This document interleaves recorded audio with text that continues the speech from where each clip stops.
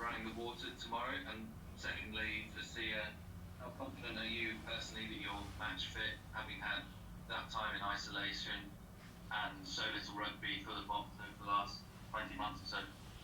Yes, to keep it short and sweet, Rassie will be running the water tomorrow. That is his role now in the team to assist Jacques Ninaber as a head coach. So he will be there and he will be running around, bringing water on the field to the players. And we as a Springbok Rugby, we are happy with that. Yeah, I feel good. I feel good. I've prepared in the training sessions, and yeah, and felt like I hadn't missed training for a couple of days, so I do feel good. But obviously, I do know that if it gets to a place where I'm tired and I can't go anymore, I know my coach is right here. They know me. They know the signs when I'm tired. They will definitely take me off the field, whether that's early in the first half or in the second half. It doesn't matter. That's just the code, and that's what we live by. That's our motto in our team. If you've given up, you've given everything you can, and you just can't anymore. It's someone else that's sitting on the bench can definitely do the same work as you do, and our coaches are very good at noticing that and making those subs in the right time. So yeah, I'm full confident to go as hard as I can and not hold back anything, not save myself, because I know what's waiting in the bench is just gonna turn it up even more. Yes, yeah. And we welcome Heinz Schenk. Good afternoon, Heinz. Thanks, Rayon. Sia, just actually on that, you mentioned going at full tilt, because you obviously have the backup of a bench and that type of thing. I was just wondering, with regards to this whole debate of the Springboks here not having a lot of game time under their belts going into this series.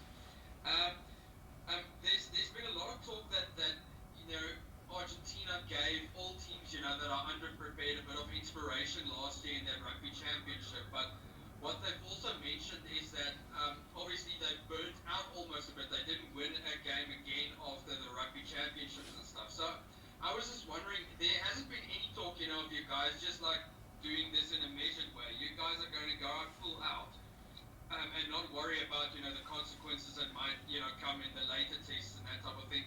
And I suppose also at least most of your squad has played, rugby, not like the Argentinians that came in cold, from the start. Yeah, no, 100%. I think you answered it there, and also we have depth. We have a lot of guys who can play here, and there are guys who are at home now who can also come back. But our main focus is this first test, and we're gonna do everything in our power to make sure that we win the first test, and we give everything to that.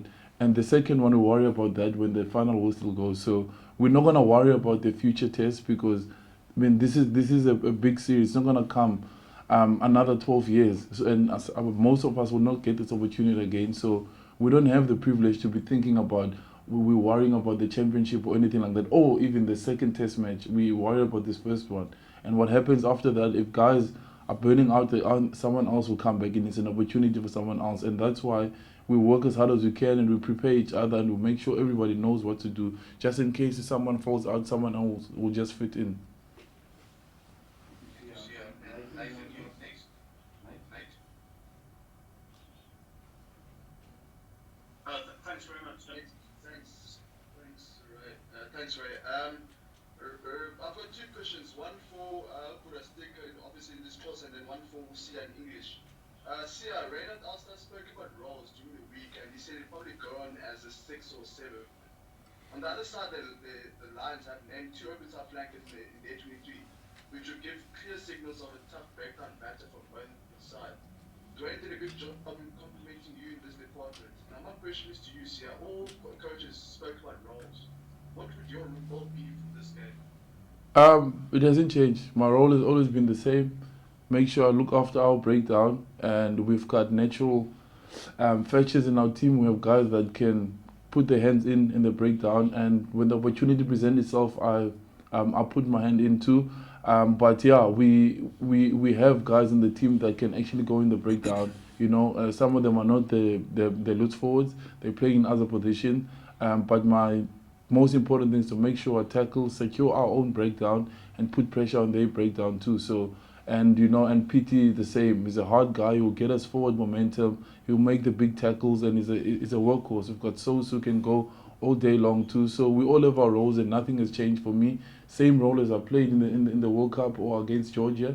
I've got exactly the same role. I mean, Kwacha, you know, he is very good at the breakdown too. So I'm not gonna chase just to try and compete against the opposite number across me to try and get as many skills as I can. We've got a system. Stick to the system. If opportunity presents itself, I'll get in there. But for me, I have to look after our own ball.